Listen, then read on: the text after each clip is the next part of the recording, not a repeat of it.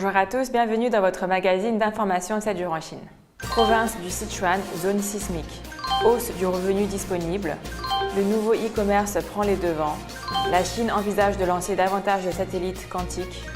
Le nombre d'internautes chinois atteint 751 millions.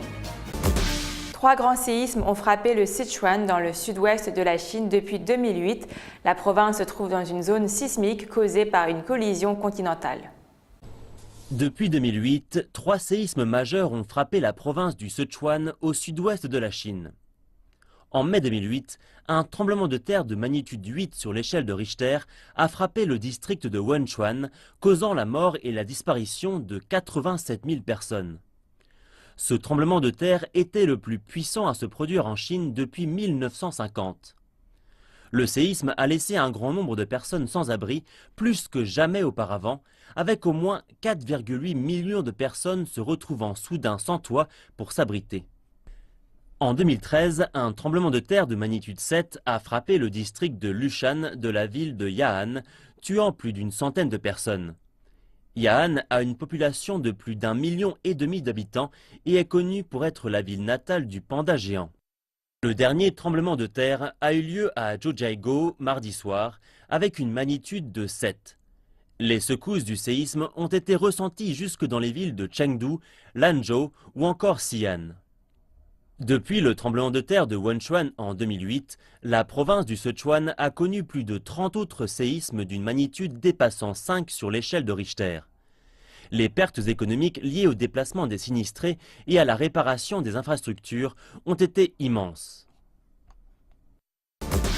Les habitants de Shanghai ont les plus hauts revenus du pays au cours de la première moitié de l'année, même si les dépenses de niveau de vie augmentent plus rapidement que les salaires.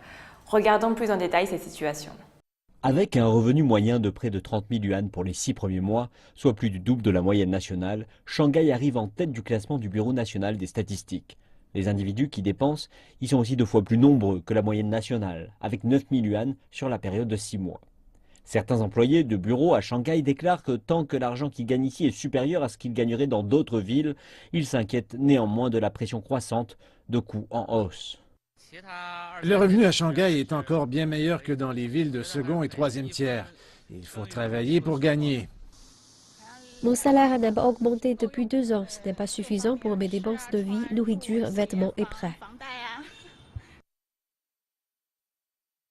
Selon le Bureau national des statistiques, les hausses des dépenses de consommation au cours des 6 premiers mois ont atteint 6,1% dans le pays. Et à Shanghai, ce chiffre était de 7%. Et pendant que les dépenses à Shanghai cette année sont un peu plus faibles qu'en 2016, les salaires dans la ville n'ont augmenté que de 4,4% au cours du premier semestre. Les experts déclarent que les gens à Shanghai désormais dépensent davantage de leurs revenus en investissement tels que l'immobilier et la bourse. La tendance est que les hausses de salaire ont en fait diminué ces dernières années, alors que les dépenses de consommation ont augmenté à un taux plus rapide. La hausse des dépenses de consommation en 2016 fut en fait de 2,5 points de pourcentage plus élevée qu'en 2015, ce qui signifie que lorsqu'il s'agit de revenus disponibles, la portion attribuable à l'investissement a été à la hausse. Le revenu moyen disponible à Beijing et dans la province du Zhejiang a également dépassé les 20 000 yuan au cours des 6 premiers mois, atteignant les 2e et 3e places dans le pays. Il y a eu 8 villes et provinces où les habitants ont dépensé plus de 10 000 yuan en dépenses du quotidien au cours de la première moitié de l'année. Le shopping en ligne n'est pas nouveau en Chine. D'ailleurs, de nouvelles formes de vente commencent à prendre forme. La stratégie la plus récente adoptée par les géants du e-commerce consiste en une combinaison de présence à la fois physique et virtuelle. Ils annoncent en effet le développement de magasins en dur. Les centres commerciaux traditionnels essaient eux aussi de combiner ressources en ligne et hors ligne. Du clic à la brique. Les géants du e-commerce chinois revoient leur stratégie. Selon eResearch, les transactions dans le e-commerce en Chine n'augmenteront que de 19% cette année contre 37% en 2015. Dans cette situation, il est temps pour certains de se déconnecter. Alibaba, le leader du e-commerce en Chine, a coopéré avec de grands détaillants pour construire des magasins en dur qui concilient expérience de shopping en ligne et hors ligne. Le schéma inclut également un système d'adhésion avec l'espoir d'offrir de meilleurs services de livraison grâce aux technologies telles que la géolocalisation et la reconnaissance faciale. Et le deuxième plus grand marché en ligne du pays, JD.com, s'est joint au mouvement en ouvrant ses propres magasins dans des hypermarchés de Beijing. L'entreprise a aussi ouvert des magasins dans des villes plus petites du territoire chinois. Mais au lieu d'être des présentoirs de produits, ils servent surtout de centres de distribution et de livraison pour appareils électroménagers. Les centres commerciaux traditionnels ne restent pas non plus les bras croisés. Ils redoublent d'efforts pour fusionner leurs ressources en ligne et hors ligne. Certains coopèrent avec des réseaux sociaux pour apporter de meilleurs services de conseil à leurs clients et d'autres tirent profit des analyses de big data pour leurs activités marketing.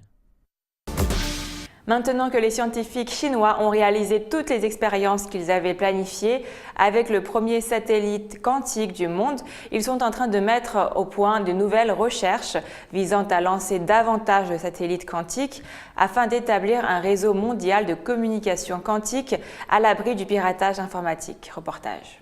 La Chine a lancé le 16 août 2016 le satellite, le Quantum Experiments at Space Scale, aussi appelé MISSIUS, nom d'un ancien philosophe et scientifique chinois du 5e siècle.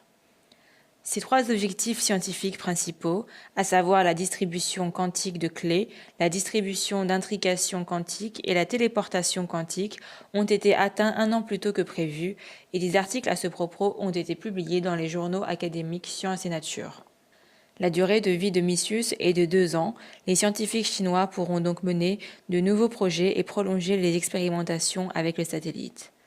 Pan Tianwei, scientifique en chef du QUES et membre de l'Académie des sciences de Chine, a fait savoir que l'équipe coopérera avec des scientifiques en Europe pour mener la distribution quantique de clés intercontinentales. Les scientifiques mènent actuellement des expériences de ce type à Graz, en Autriche. D'ici fin août, ils seront capables de mener un appel quantique intercontinental sécurisé depuis une station chinoise, a annoncé M. Pan. Ils vont aussi mener des recherches de distribution quantique de clés intercontinentales avec l'Allemagne et l'Italie. Les stations au sol dans les deux pays seront prêtes à la fin de l'année 2017. Les stations au sol des deux pays seront prêtes à la fin de l'année 2017, selon M. Pan. Les expériences intercontinentales montrent que MISSIUS peut fonctionner non seulement avec les installations chinoises, mais aussi avec les installations d'autres pays, a-t-il ajouté. Les scientifiques chinois projettent également de réaliser une distribution longue distance basée sur l'intrication quantique qui sécurise davantage l'actuelle distribution quantique. L'objectif à long terme de l'équipe scientifique chinoise est d'établir un réseau mondial de communication quantique. Peng Chunzi, ingénieur en chef du système d'application scientifique de QUES, explique que l'orbite terrestre basse du satellite limite en temps et en superficie la fenêtre opérationnelle de chaque station au sol. Il faut plusieurs jours à MISSIUS sous son orbite à 500 km d'altitude pour survoler à nouveau chaque point sur Terre. Pour augmenter la couverture, nous envisageons d'envoyer des satellites à des orbites plus hautes et de construire une constellation de satellites, ce qui exige de développer de nombreuses nouvelles technologies, explique Yang Tianyu, commandant en chef du satellite. Actuellement, MISSIUS ne peut réaliser des communications quantiques que dans l'ombre de la Terre. Il ne travaille que la nuit pour éviter les interférences dues aux rayons du Soleil. Le nombre d'internautes chinois a atteint 751 millions en juin, soit une hausse de 2,7% par rapport à fin 2016, selon un rapport sur l'Internet de la Chine publié vendredi dernier. Un total de 724 millions de Chinois utilisent leur téléphone mobile pour naviguer sur Internet, représentant 96,3% du total des internautes, selon le 40e rapport statistique de la Chine sur le développement de l'Internet. Le nombre d'utilisateurs de services mobiles de livraison d'aliments a connu la plus forte croissance, atteignant 274 millions, soit une augmentation de 41,4% en 6 mois. Le nombre d'utilisateurs de paiement mobile a augmenté à 502 millions. Un total de 463 millions d'internautes utilisent leur téléphone mobile pour payer leurs achats hors ligne.